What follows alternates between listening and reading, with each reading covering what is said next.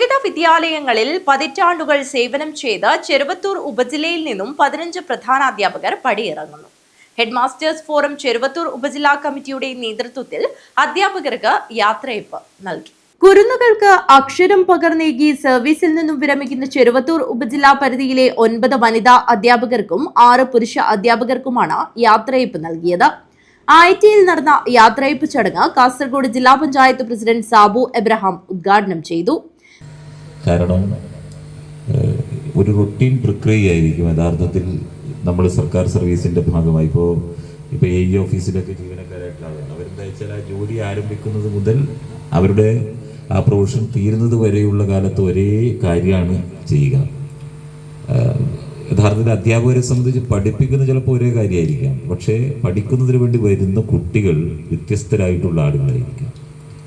വ്യത്യസ്തമായ കുടുംബങ്ങളിൽ നിന്ന് വ്യത്യസ്ത സംസ്കാരങ്ങളുടെ ഭാഗമായിട്ടുള്ള ആളുകൾ, വ്യത്യസ്ത മതവിശ്വാസത്തിൻ്റെ ഭാഗമായിട്ടുള്ള ആളുകൾ, ആചാരങ്ങളുടെ ഭാഗമായി നിൽക്കുന്ന ആളുകളൊക്കെ തീർച്ചയായും നമ്മുടെ കുട്ടികളുടെ കൂടെ എത്തിച്ചേരും എന്നുള്ള കാര്യത്തിൽ സംശയമില്ല.